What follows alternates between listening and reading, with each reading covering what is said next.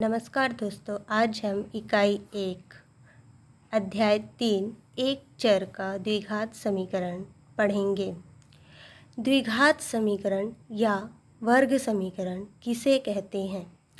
ऐसा समीकरण जिसमें चर राशि की अधिकतम घात 2 होती है उसे हम द्विघात समीकरण कहते हैं। एक चर का द्विघात समीकरण अर्थात ऐसा समीकरण जिसमें एक ही चर हो तथा उस चर राशि की अधिकतम घात 2 हो तो उसे हम एक चर का द्विघात समीकरण या वर्ग समीकरण कहते हैं। द्विघात समीकरण या वर्ग समीकरण का मानक रूप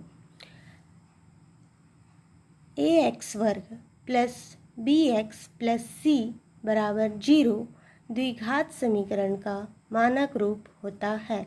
अर्थात यदि ax वर्ग प्लस bx प्लस c एक द्विघाती बहुपद है जिसे हम शून्य के बराबर रखते हैं तो यह समीकरण का मानक रूप कहलाता है। द्विघात समीकरण होने की कुछ शर्तें होती हैं, जैसे द्विघात समीकरण में चर राशि के पास जो अचर राशि होती है वो वास्तविक होनी चाहिए। दूसरा, चर राशि पर कर्णी नहीं लगा होना चाहिए। तीसरा कि चर राशि की अधिकतम घात 2 ही होनी चाहिए, ना तो उससे कम और ना ही उससे ज़्यादा होनी चाहिए। परीक्षा में बच्चों कुछ इस प्रकार से वस्तुनिष्ठ प्रश्न आते हैं कि आपके पास कुछ समीकरण रहेंगे और पूछा जाएगा कि क्या यह वर्ग समीकरण या द्विघात समीकरण है या नहीं। जैसे आइए हम पहचानते हैं। पहला, x वर्ग माइनस 3 कर्णी x प्लस 2 बराबर 0। क्या यह समीकरण वर्ग समीकरण या द्विघात समीकरण है? तो यह द्विघात समीकरण नहीं है। क्यों? क्योंकि इसमें चर राशि पर कर्णी लगा हुआ है। दूसरा प्रश्न, x त्रिघात plus 2x square plus x plus 5 equal to 0।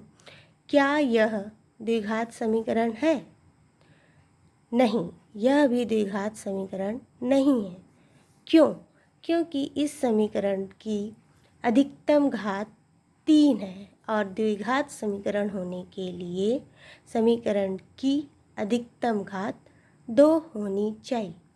तीसरा, कोष्टक x प्लस 1 कोष्टक x प्लस 5 इक्वल टू 0। क्या यह द्विघात समीकरण है? आइए इसको हम हल करते हैं।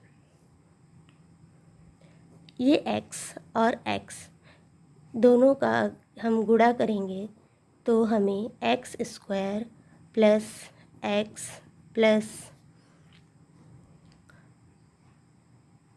5 प्लस 5x इक्वल टू 0 प्राप्त होगा।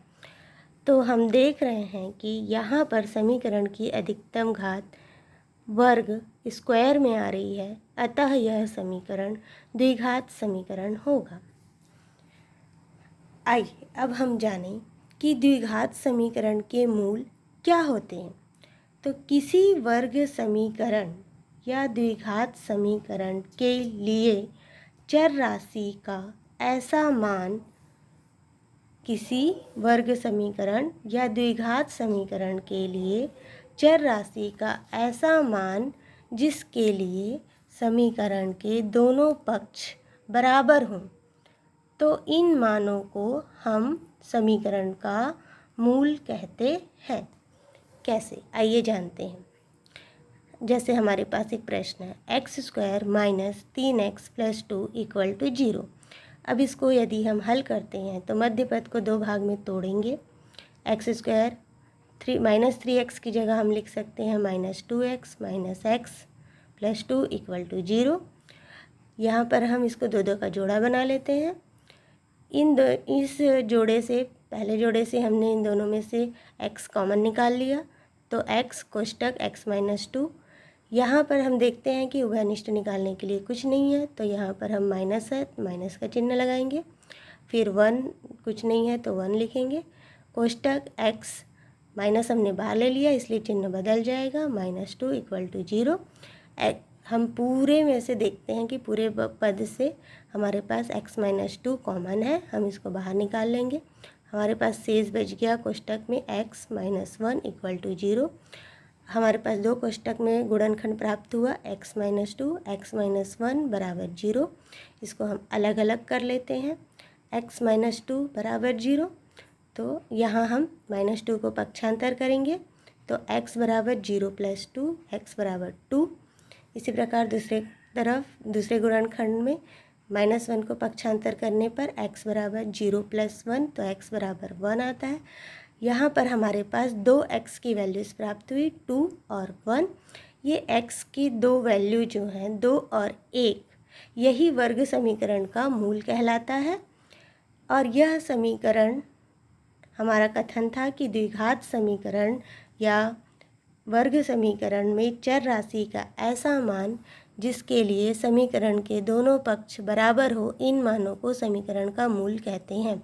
अब यदि हम यहाँ हमारे प्रश्न में x² - 3x + 2 = 0 में x की वैल्यू 2 रखते हैं तो x की जगह 2 - 2 का वर्ग -3x की जगह 2 + 2 = 0। 2 का वर्ग 4 - 3 दूनी 6 + 2 = 0। 4 ये प्लस वाले को हम जोड़ देते हैं, 4 और 2 6 -6 = 0। +6 - 6 कैंसिल = 0 = 0। तो हमारे दायां पक्ष और बायां पक्ष दोनों बराबर आया, अतः यह x = 2 वर्ग समीकरण का मूल होगा। इसी प्रकार x की वैल्यू 1 पुटअप करने पर भी इसका मान 0 आएगा, अतः यह भी वर्ग समीकरण का मूल होगा। Thank you.